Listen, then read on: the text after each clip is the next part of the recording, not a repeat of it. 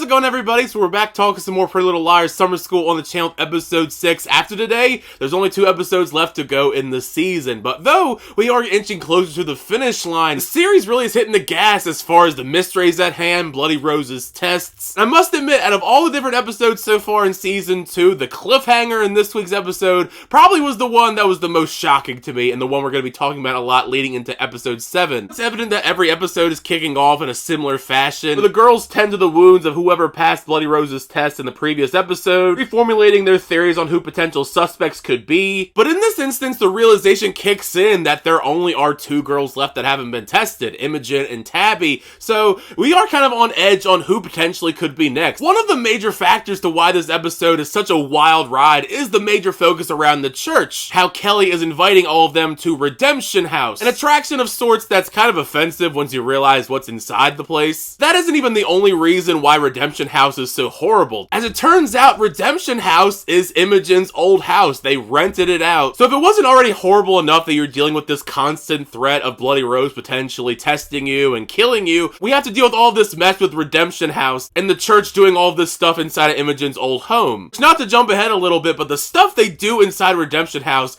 is pretty despicable. Talking to everybody online about Pretty Little Liars Summer School, it seems like there are a genuine amount of people that are interested in this relationship between Noah and Jen, though I think it's personally messy. I can't deny that it's shifted into comedically unserious territory because now you have Jen, Sean, and Noah all living in the same house. Low-key though, I did bust out laughing that Jen suggested that potentially they could just be a throuple. Who knows, maybe Jen had just recently watched Challengers and she thought that was a good idea. As for some of the other individual storylines, some of them are a bit all over the place, like Tabby's for example, because Wes isn't returning any of her calls or texts, so her and Christian just go over to his place to see if he's there. The part about it that kind of bothered me is just how nonchalant they are about everything that they see inside of his place. For some reason, they just gloss over the fact that he's been making masks and find his computer opened up to spooky spaghetti, and then they don't investigate it any further in the episode. If anything, all this evidence makes Wes even more of a suspect, the way that he was reacting towards Tabby last week. It definitely seems like a lot of people are building up masks because they're in this sort of cult for Bloody Rose, and he's mysteriously missing. Could there potentially be any more red flags? Going back to the stuff swirling around the Redemption House, I knew from the jump this house was going to be a disaster, especially when they started equating it to a hell house where people are punished for their sins. Honestly, I was kind of shocked there were so many people waiting outside to get into this house to see what's inside. Is there literally nothing else in this town they could be doing? I don't know why anyone would actually care about this. I was hyped for the girls to confront everyone in Redemption House, particularly Kelly. It's evident that Kelly is fully indoctrinated into the beliefs of the church. Really shows no remorse for everything that her and the church is deciding to spread. I do feel for her a little bit because a lot of it is definitely coming from the influence of her overbearing mother. It's something in the back of my mind that I'm torn up about when it comes to her doing so many terrible things. Over time, we have been seeing a lot of cracks starting to show as far as Imogen's psyche, and understandably dealing with so much trauma around her in her personal life. It's evident how much everything still affects her, like when she reveals that she's haunted still from the trauma from the house to Johnny. And we do finally get the reveal of what's inside a Redemption House with the girls going room by room, seeing the horrors that are inside there.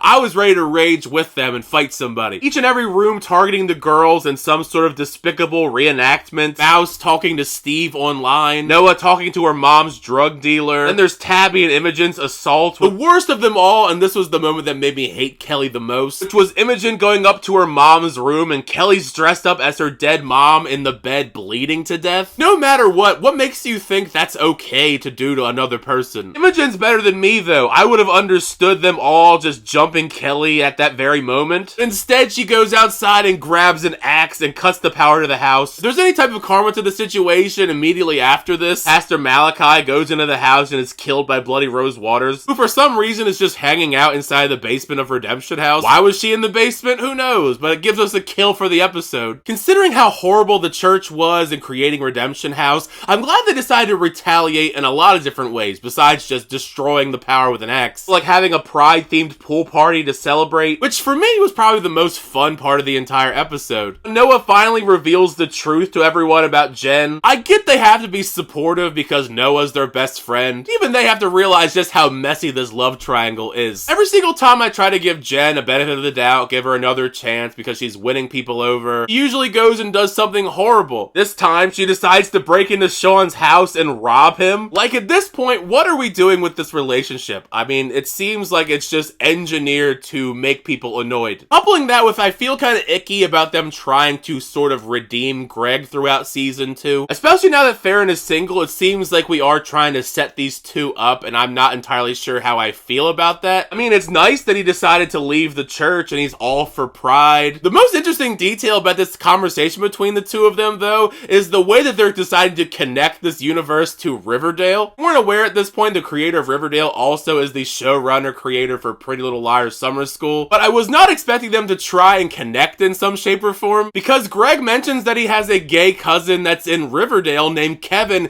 and Kevin is a major character in Riverdale, so I guess we're just connecting Riverdale to Pretty Little Liars universe now. By this point in the episode, one of the main reasons I was on edge was I was unsure if we were going to actually still get a test from Bloody Rose. We knew it had to be either Imogen or Tabby because they're the only two girls left that haven't gotten one, but I can't deny that Bloody Rose caught me off guard just like she did Imogen, essentially giving Imogen no warning whatsoever and then just starts throwing hands with her inside of her mom's bedroom. Out of everyone, Imogen's probably the one that gave her the biggest run for her money, fighting her off in this room by herself, to the point where she starts tearing away Bloody Rose Waters' bandages. To be honest, for how wild this cliffhanger ending is, I don't know how to feel about it because of the implications on what could happen for the next couple episodes, because I was not expecting when they ask Imogen who was under the Bloody Rose disguise, Imogen says that the person behind the Bloody Rose Waters bandages was her mother, who is supposed to be dead, by the way. That's kind of like one of the main things in the story, that Imogen's mother killed herself. Yet here we are with the possibility that Bloody Rose Waters is actually Imogen's mom. Now, personally, I do have my doubts on that actually being true, just because we have been seeing building up these last couple episodes that Imogen